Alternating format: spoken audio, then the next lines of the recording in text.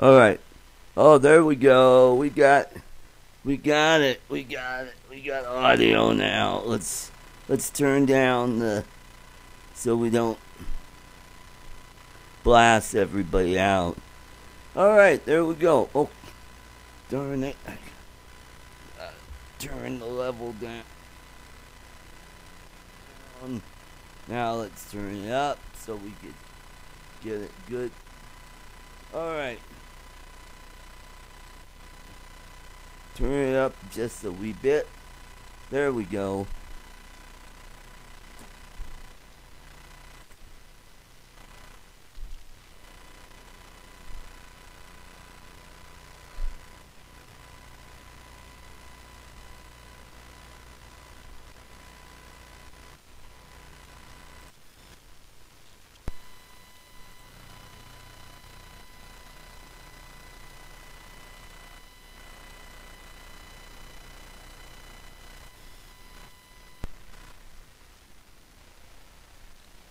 Oh, you son of a bitch.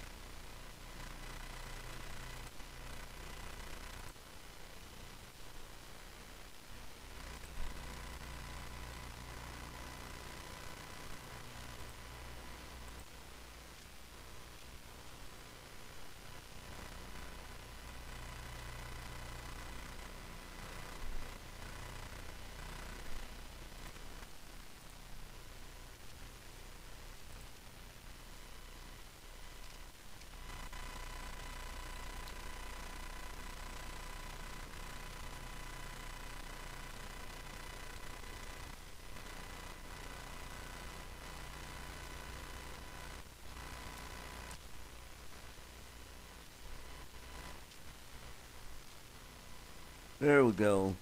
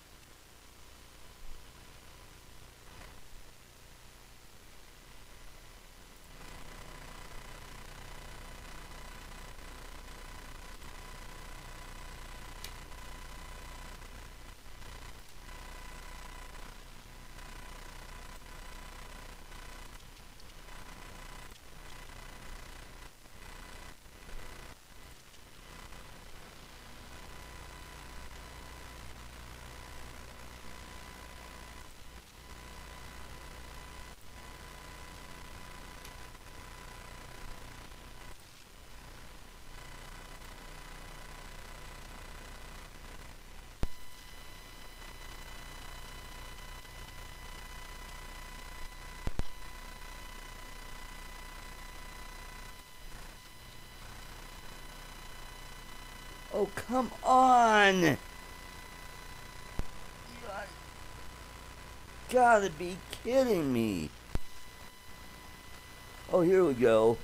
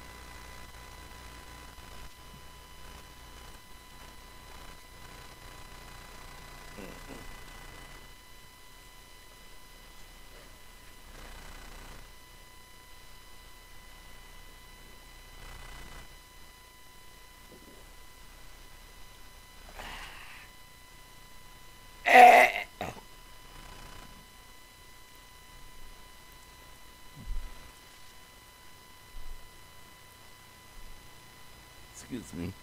Show will go live in 6 minutes.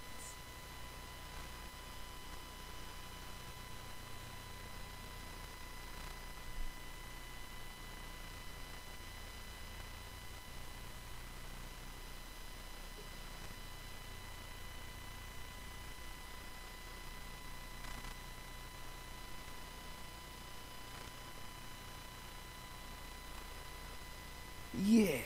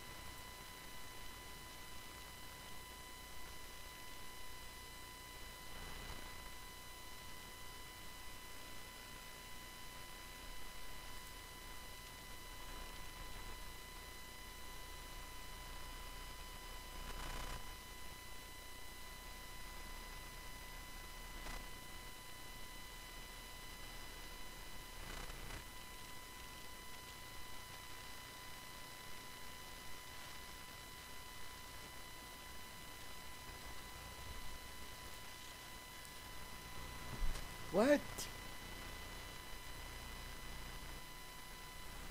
Oh, holy cow, we are. Okay.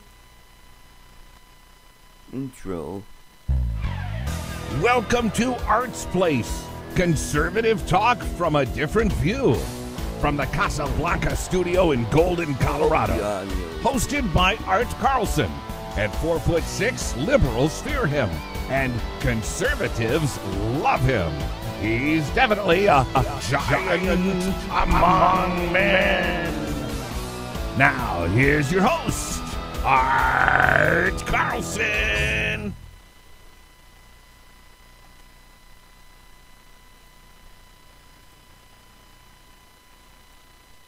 All right, hey, we're here. All right, welcome to another episode of Art's Place. All right, got caught there, not paying attention to the clock here. Wow. Welcome, everybody. Let's see what is going on. Okay. We've got a great show for you today. We are talking about the recent Western Conservative Summit. Sadly, I couldn't go this year because, I had to work. And it's not a cheap thing to go to, and I really hate big crowds. It's down at the convention center, and maybe next year if I have the money and I schedule it right, I'll go. They had a ton of really good speakers there. Ed Meese, Diamond Silk were there. Scott Pruitt, Jeff Sessions, Dana Lash. Who else? Just a whole bunch of good speakers, but we will talk about that in a bit. What I want to talk about right now is the straw poll that they had there for governor. And Greg Lopez won the straw poll, but by a narrow margin, something like 38 to 36 over Walker Stapleton. And that's nice that he did well in that, but that doesn't mean anything with the primary. Walker Stapleton is like 5 points ahead of Victor Mitchell and is pulling away in the polls. Now, anything could happen. The ballots just went out this week. I got mine yesterday. I'm all filled out and ready to turn mine in. Nothing. I mean, there's really only 2 people on the ballot that you had to select. There's a primary in. Well, except for county assessor, which I voted for Brian Cassidy. Because I met him at the Foothills meeting, this last meeting, and I was kind of impressed, a little disappointed that Ron Sandstrom didn't show up. If he showed up, that might have made a difference. I think going to these functions really does have an effect on how well you're going to do in the primary. So let's welcome those of you that are here. There's Daniel, Dennis, and Michael. Thank you for, and hey guys, I got the sound working this time. Last week I did the whole show not realizing that there was no sound. So what I did this time is I went to my OBS studio and before the show as I checked out the sound, and the mic is working, so that is good. I hope that's good. It says auxiliary mic. It doesn't say anything about desktop audio. But we will find out a little later if this is working. If not, hey folks that are watching, please let me know if you can hear me. If you can't, let me know so I can stop the show, fix it, or just do something. I don't know. Alrighty, so let's go check back on Facebook here. We are live on Facebook. If you want to go to Facebook, you could check, not Facebook, YouTube. Check out there. You get chat with me there. Everything looks good there. So let's go back to Facebook. All right. So yeah, I got my ballot. I picked Walker Stapleton because I've known Walker for over 8 years. I met him the first time I ran for State House back in 2010. So it was prior to 2010. It'd be 09 that I met him. But I've always liked Walker. I thought he did a good job as treasurer. He did what he could do as treasurer. He couldn't single-handedly fix para by himself. That's really up to the legislature to fix that problem. If you don't know what para is the public pension fund for government workers and teachers. And it is grossly underfunded. It's been overpromised on its growth. And what the legislature needs to do is to go back and lower the expected growth rate from, what is it, like 8% or 7%, something like. Bring it down to a more realistic number, like 6%, because that's more in tune to what normal 401ks grow at. Also, we need to switch over from defined contribution or defined benefits to a defined contribution, like a 401k, for example. And because the way it's set up now, we are losing money. And if we don't fix it in the future, if something happens to the economy and we really have a big downturn, it's going to hurt a lot of people. And the state just won't be able to pay the promises that they made on those pensions.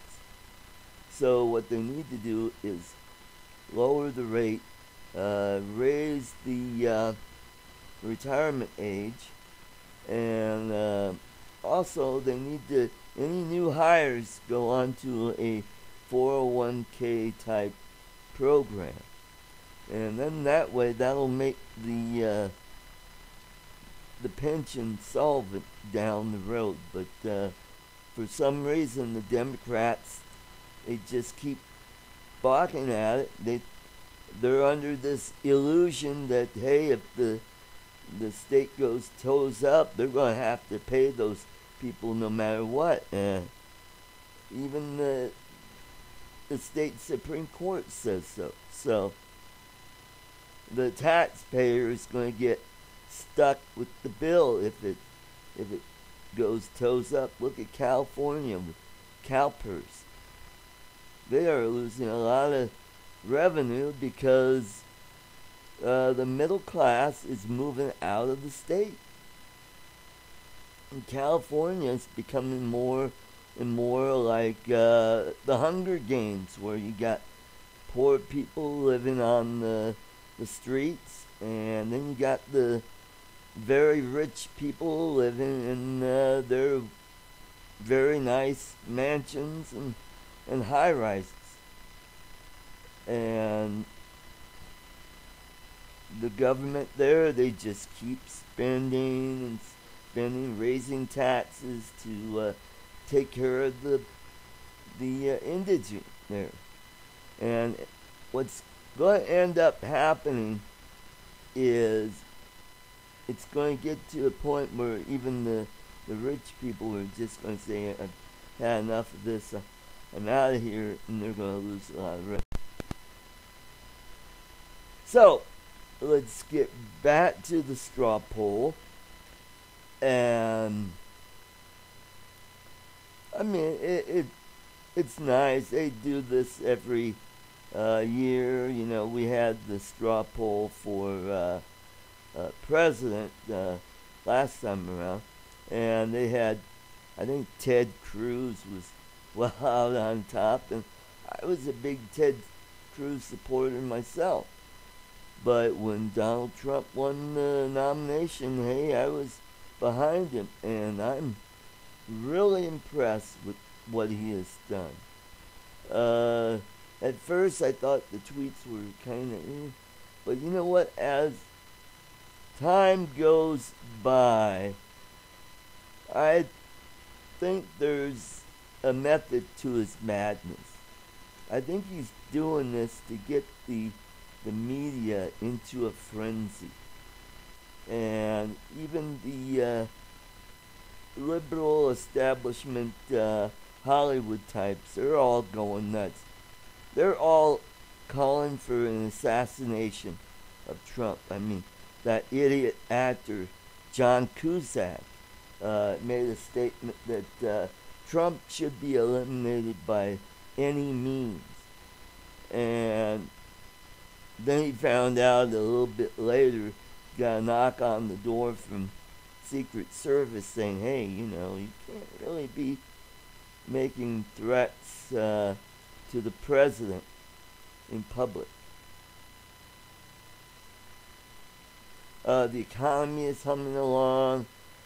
We got North Korea. He's going to have a summit with Kim Jong-un in Singapore this week, and we'll see how that goes. So, I mean, if he could deal with North Korea and get that taken care of, I think Iran's going to be a piece of cake. So, I think what's different about Trump is he doesn't care what the media says or what people say about him. He's just going to do what he has to do. Unlike George W. Bush, who's been getting bashed every day, he doesn't fight back. And that's the one thing that really pissed me off about George W. Bush. It's like, come on, fight back, you know. Say, hey, you guys are spreading these lies or these untruths, but we got people in the party that don't want to rock the boat with the media. They want to be liked, but whatever Trump's doing, he's working. Got to quench my thirst here.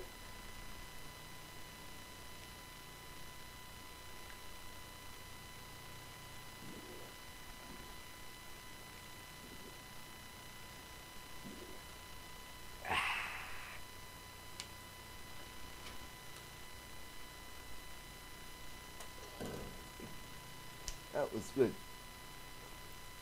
We've got a beautiful day today.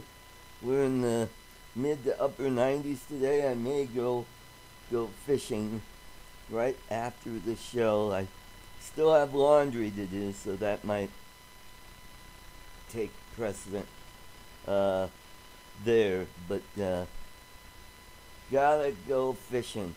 I'm gonna be on vacation this Wednesday. Gonna do some fishing right after work. Gonna go over to Aurora and go fishing at Jewel Wetlands, where I know there's some big carp in that pond.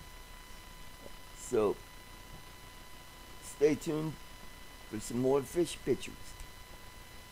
So Maria, welcome to the show. Hey guys, let me know if I sound okay. Let's shoot off a email to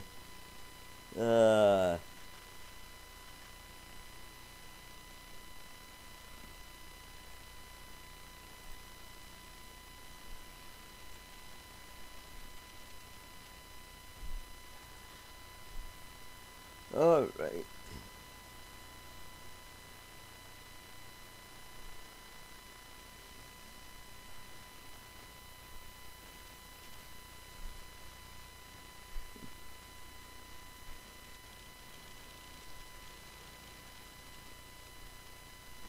All right. Oh, and I want to say happy birthday to my future brother-in-law, Arvin Lackdow. He is, 26, 27 today? He's a great guy. Met him last year when I was visiting Yolanda. This is Nina's boyfriend.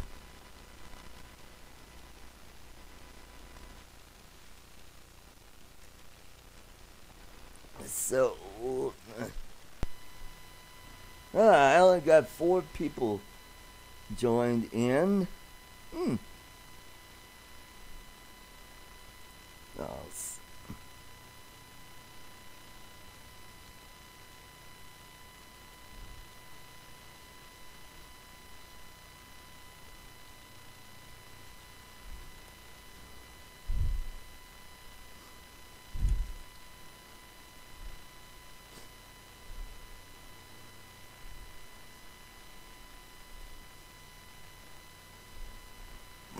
hopefully these people make a comment. I don't know. If there's no sound coming out. Okay, I'm going to put a...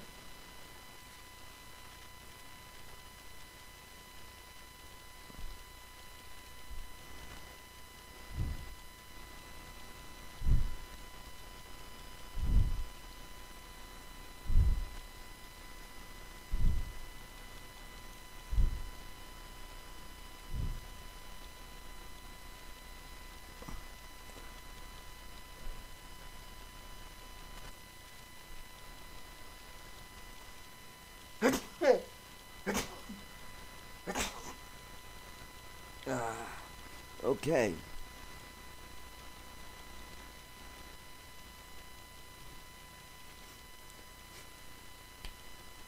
So they had some really good speakers at the summit this year. I've been to past summits. I've been to like 3 out of the last 5, 6 years, and really enjoyed it.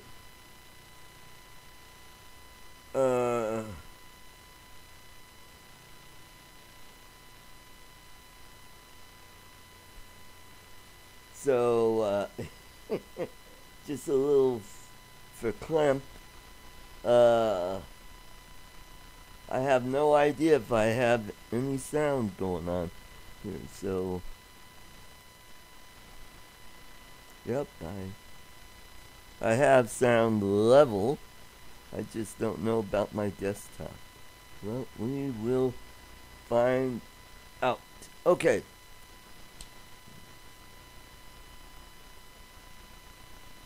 Oh, and speaking of uh,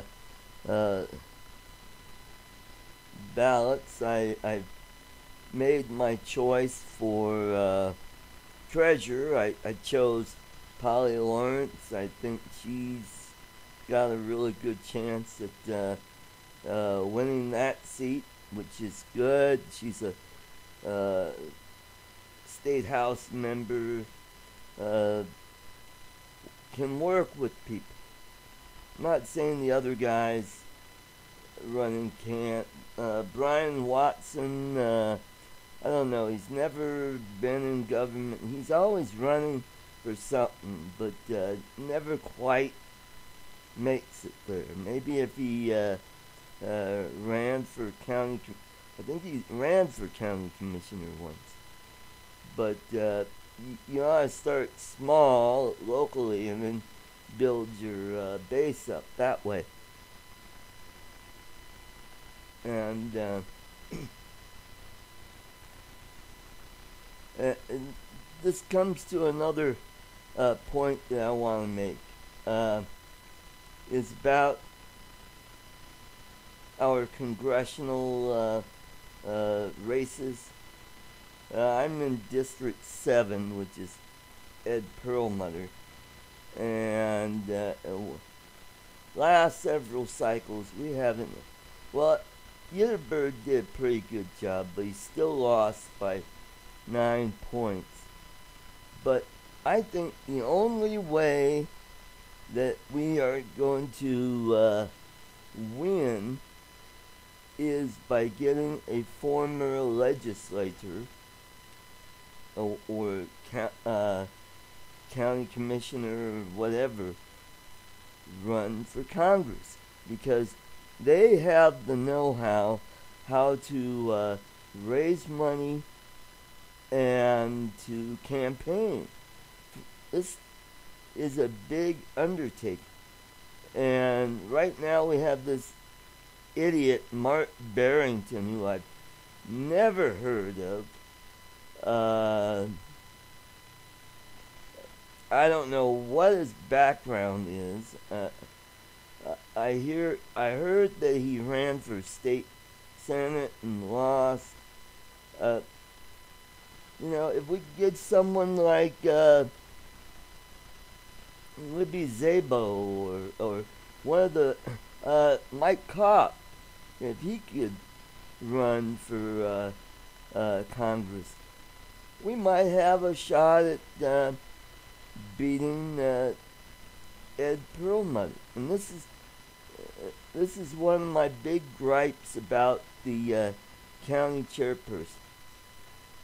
Is I think one of their duties is you gotta recruit people to run for office, because we've had some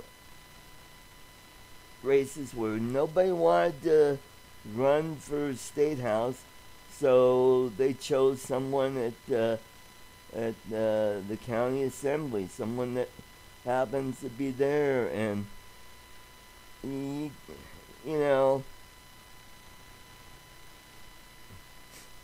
I think Joe's a good guy, but you know what?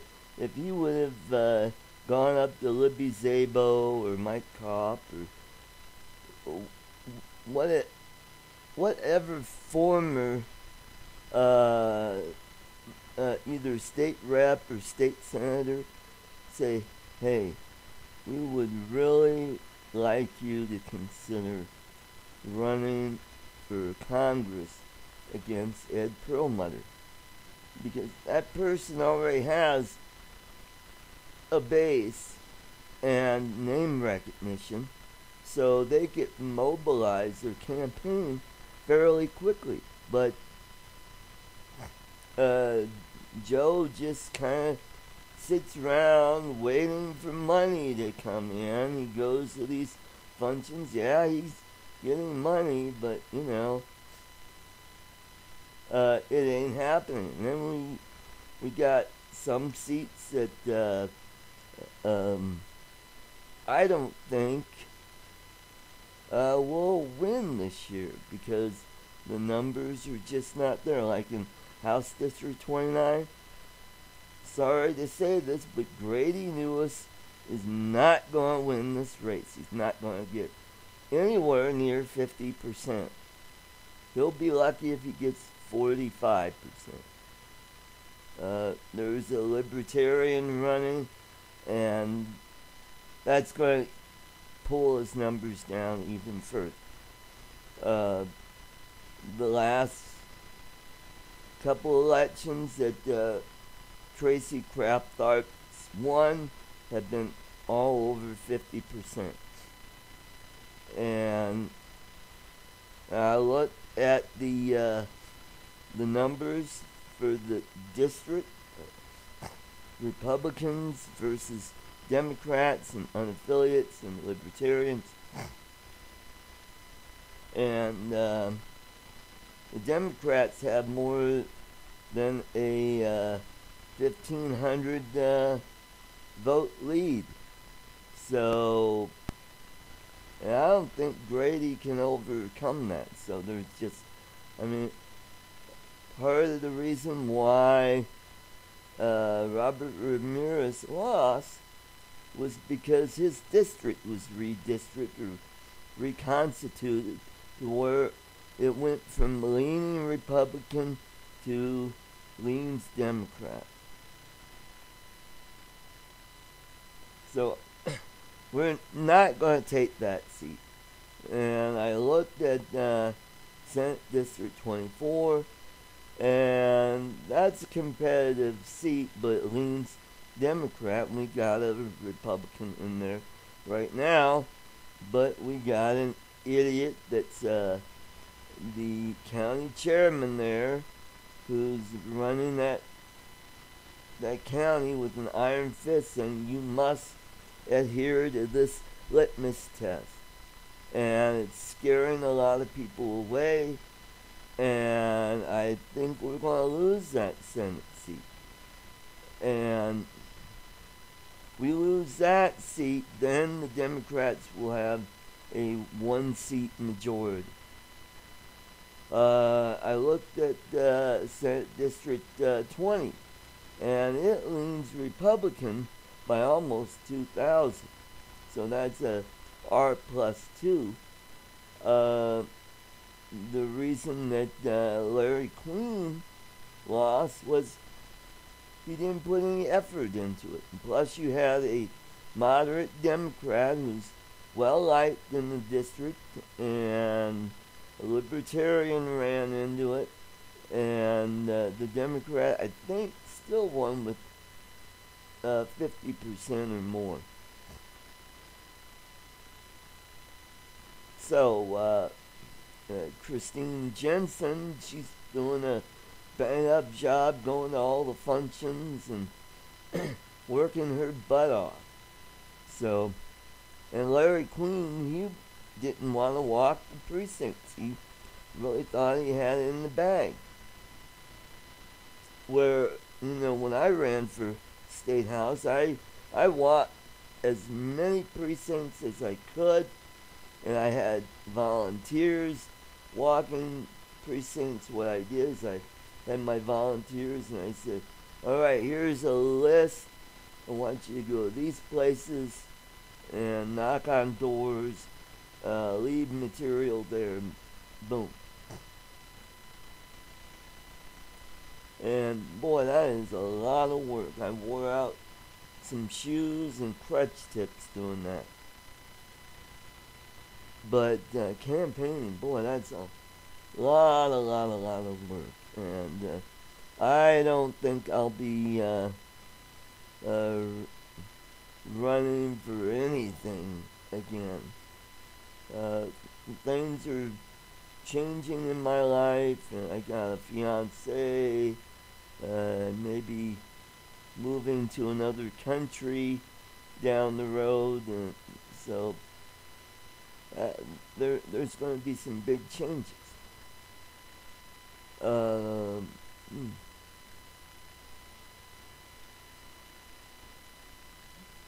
so we got this initiative coming to where it changes our way that we draw up our maps for redistricting and reapportionment, and they say that the Supreme Court can't touch this, that can't go to court. We'll see about that. And color me skeptical whenever a Democrat agrees to anything. Always be suspicious, because this was a bipartisan effort. They've already figured out a way around this. That's why they were happy that, oh yeah, we'll support this. It's got something in there for them. So, you know, I'm really skeptical, and I don't even know if this will change anything. I may vote no on this, because I don't think it'll make a hill of beans. Now, if things don't go so well in November here in Colorado, be prepared, folks. One of the items on the Democrat agenda is jungle primaries. I can guarantee you that's going to be the major push. If Democrats get control of both houses and control the governorship, they will push for jungle primaries. And if that happens, you can forget about Republicans ever having a majority in anything here in Colorado. Colorado will become like California, where the Democrats will have majorities in both houses, possibly super majorities.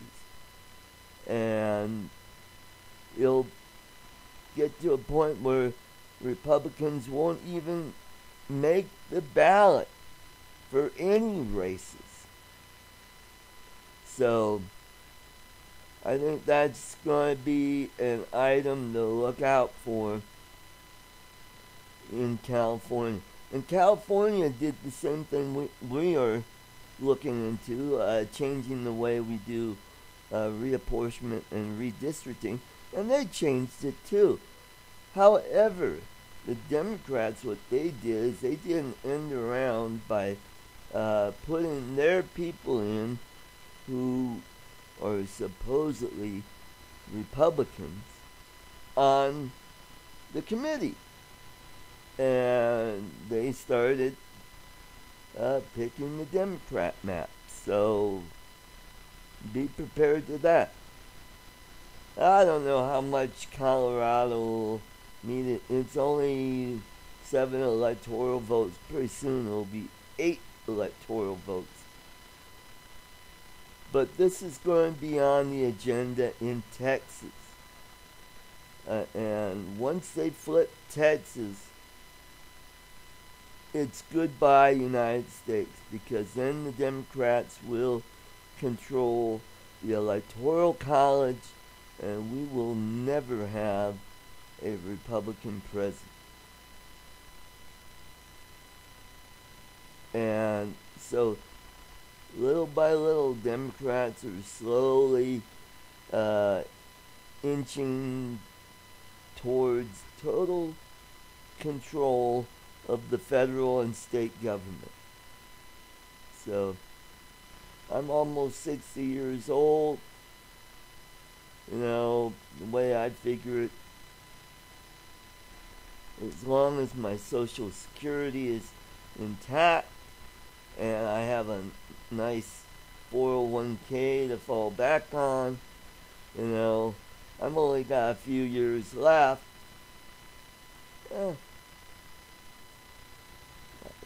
It's sad to say that, you know, the baby boomers are going to be the ones that are fleeing the country. That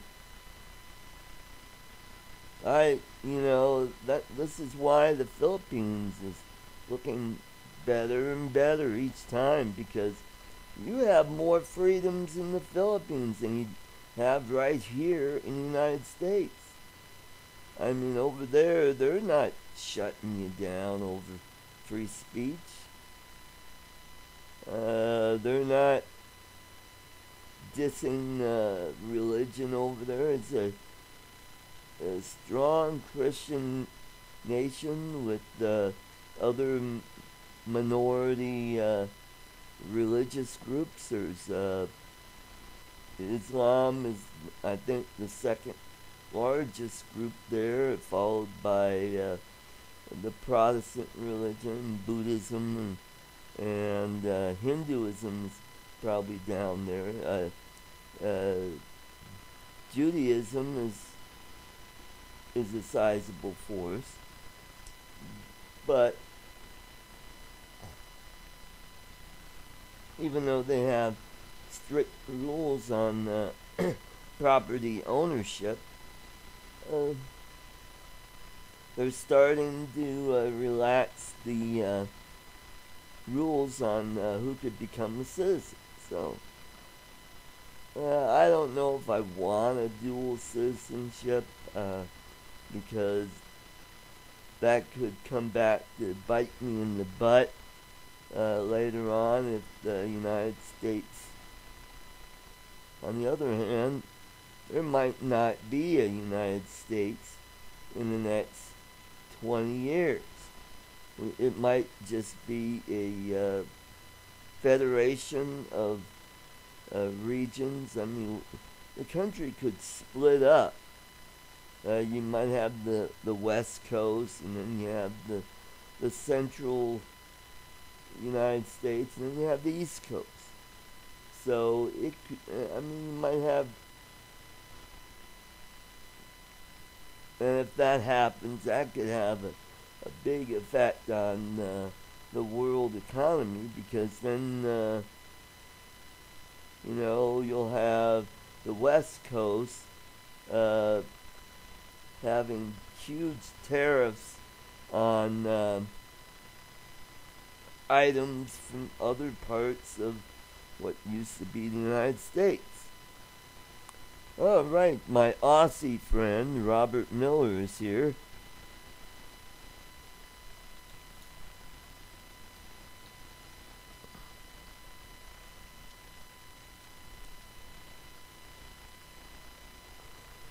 All right, I hope you can hear me. Let me know if there's any sound.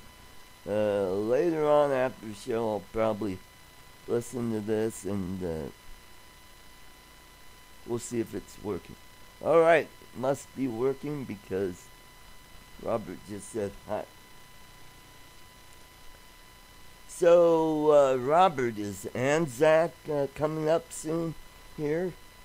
For those of you who don't know what Anzac is, that is a remembrance of Aussies and New Zealanders who fought and died at the Battle of Gallipoli in World War I, where they were,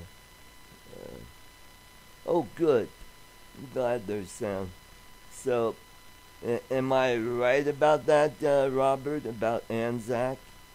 The Battle of Gallipoli in Turkey, where the Allied forces fought the Ottomans and the Central Powers there, and lost a lot of men in that fight. And coincidentally or not, the person that was behind that campaign was Winston Churchill, which was probably one of the biggest blunders in his career, and it really set back his career quite a bit.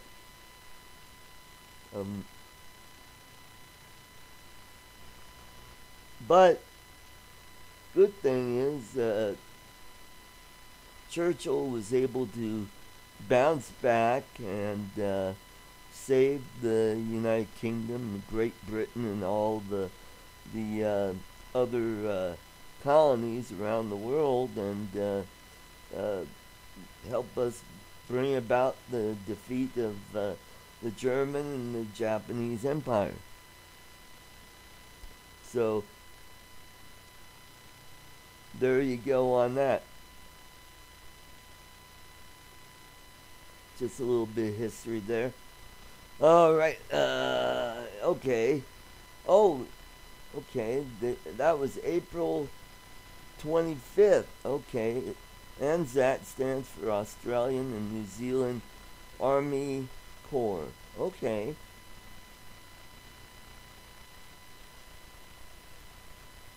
Okay. Cool. That's neat to know.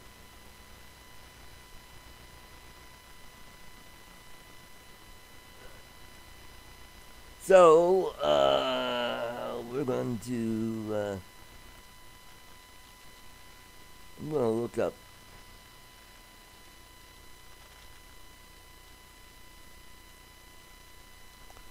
drone news.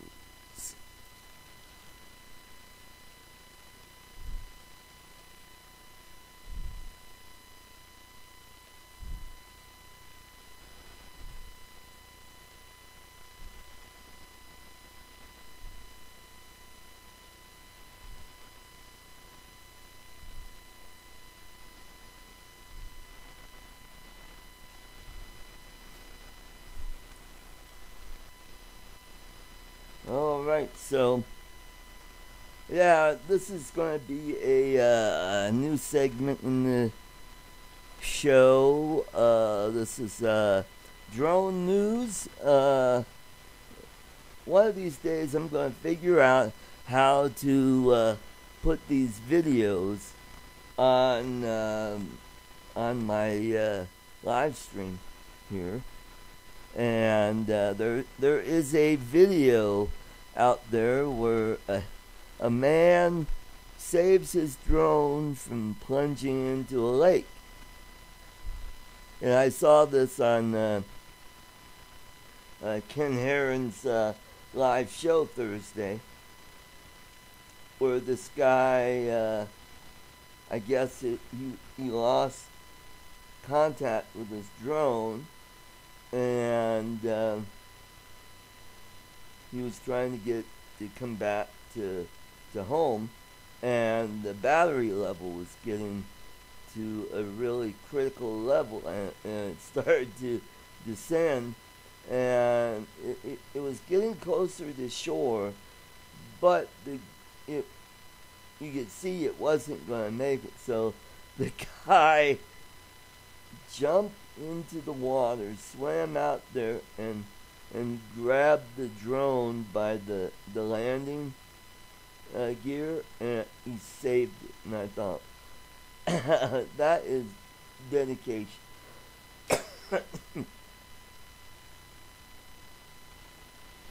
So I thought that was pretty cool. And then another one was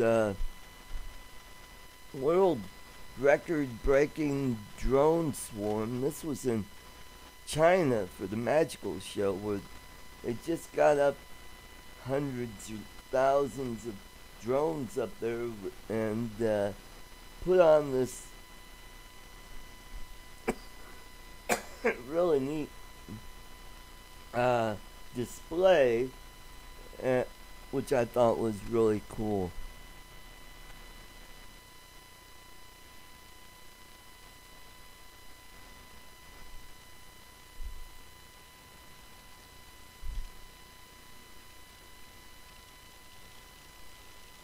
Huh.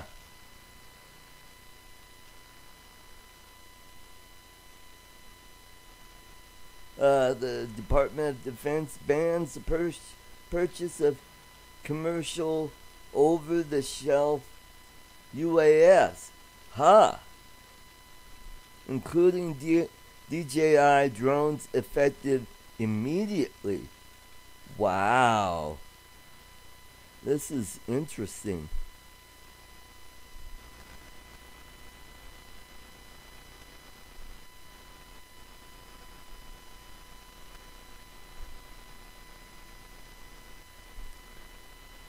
It says here, Department of Defense bans purchase of, okay, commercial over-the-counter, drones. As we reported earlier, on May 7th, Chris Murphy, the junior senator from Connecticut, sent a letter excuse me, to Secretary of Defense James Mattis, expressing his concern over additional purchase of 16 DJI drones into the addition of hundreds of DJI drones already purchased by the U.S. government agencies and Department of Defense, citing security risks. Senator urges DoD to ban foreign-made drones. He wrote, "I encourage you to set at a minimum, consider a DoD-wide directive ban on the use of UAS owned by or manufactured in a foreign nation until further threat assessments can be completed." Through one of our sources, we learned that the DoD did indeed issue a ban on purchase of COTS UAS, including DJI. We filed a Freedom of Information request to obtain original documents, but received an interim response informing that we, DoD, will not be able to respond within the FOIA's 20-day statutory time period, as they are unusual circumstances which impact our ability to quickly process your request. That was a bit of disappointment, but it seems that the document you're after has made its way to media anyway, and we found today that SUAS News was able to get their hands on a copy. Well done. Huh.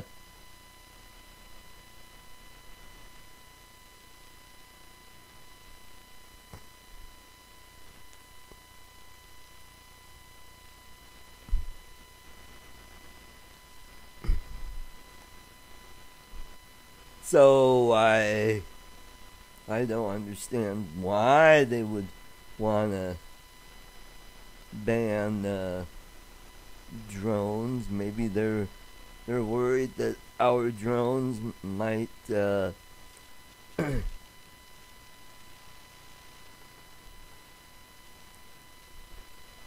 can be hacked into. That's a possibility.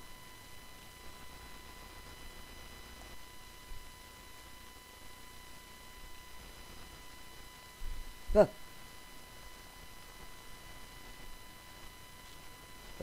Could be that using a drone and AI to spot fighting people in a crowd. Okay. Interesting.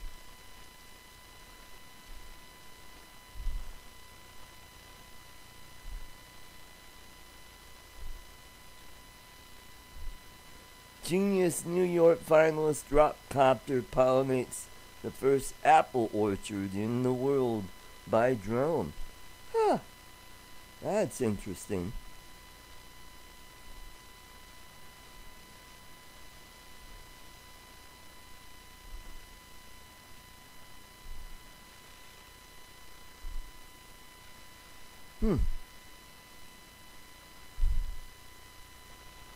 And Parrot is launching its competition to the DJI Mavic. It's called the Anafi, and it's a foldable drone like the Mavic, and it's got 4K HDR 21 megapixel camera. Wow, that is really nice. and it's very lightweight. Only weighs 320 grams. Man. And the drone is also very quiet, making it less obtrusive to bystanders. Huh. The new Parrot drone can be pre-ordered today for $699.99 and will be available July 1st. Shipping will start as of July 2nd. Huh. Now DJI announces a partnership with Atsun to sell drones directly to police and law enforcement agents. Interesting.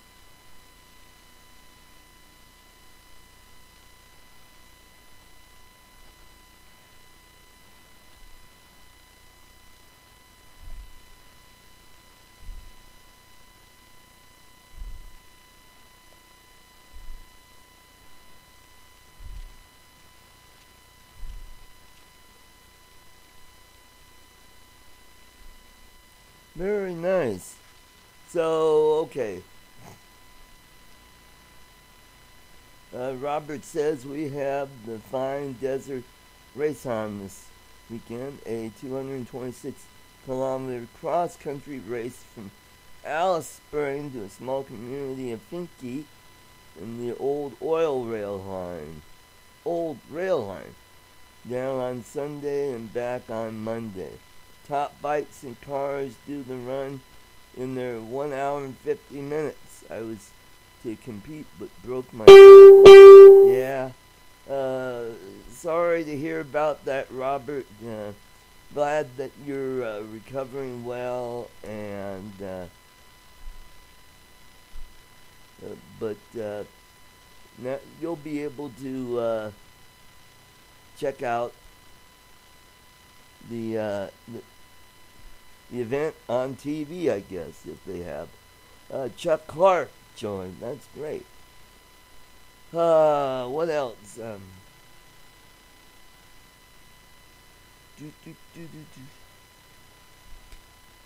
So, yeah, I got vacation coming up here.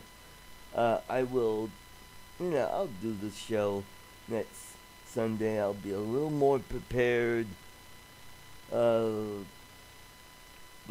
I'll have more fish stories and photos.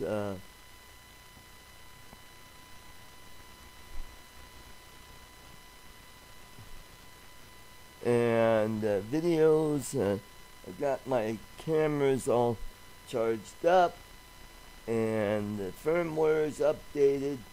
I'll probably be flying my drone a little later today. I just haven't blown it lately. I gotta get out there and fly. So,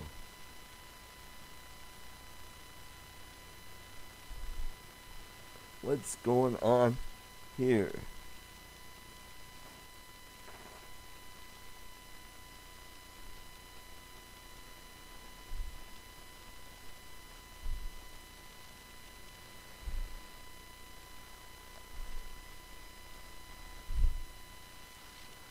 Okay.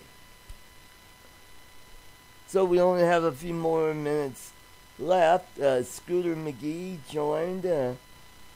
So Scooter, just let me know when you want to schedule me on your show, and we'll work out a way to get you on my show. One of the things I want to learn how to do is do Skype on this show. Let's see how we're doing over here on YouTube. We're doing pretty good. Oh, I know what I wanted to say. Sad story.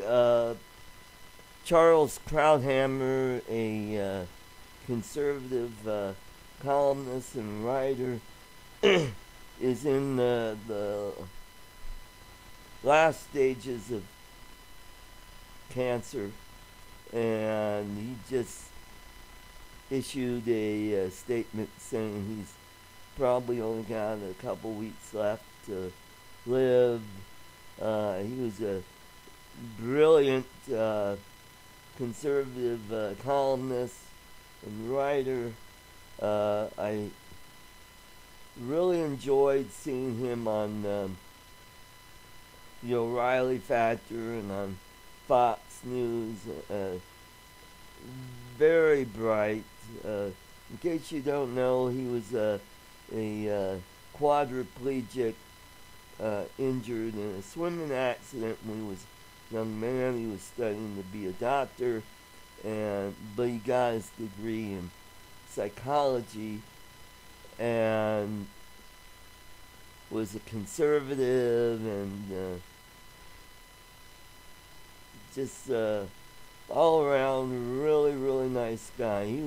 At first he was a never Trumper, but he's sort of come around. But it's sad that he's no longer going to be with us soon. So I just want to say,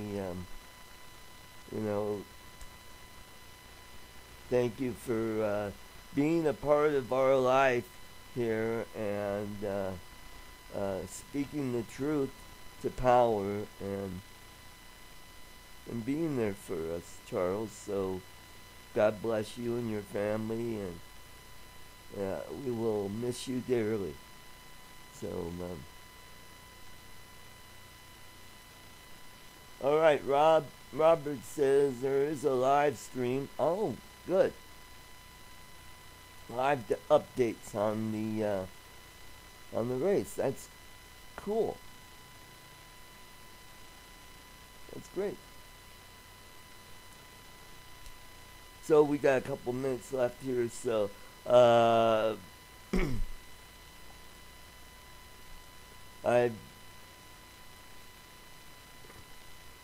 got all the ingredients to make Turin, so I might make that either tonight or maybe after work tomorrow. But yep, so that's going to be fun to make. I'll make a video of that and try that out.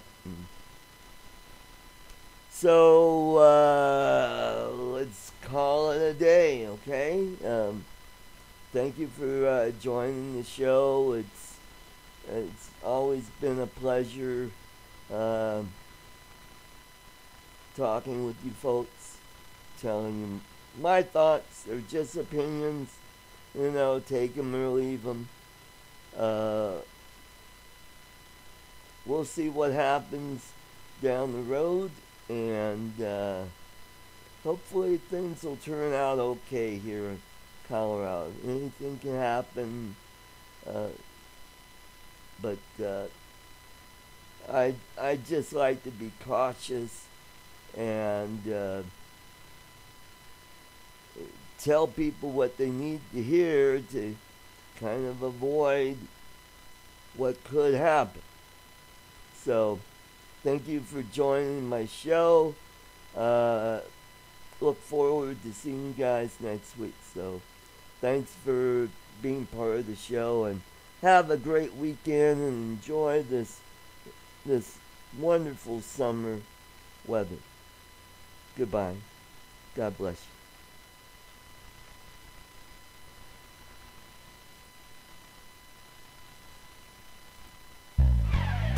Welcome to Art's Place, conservative talk from a different view.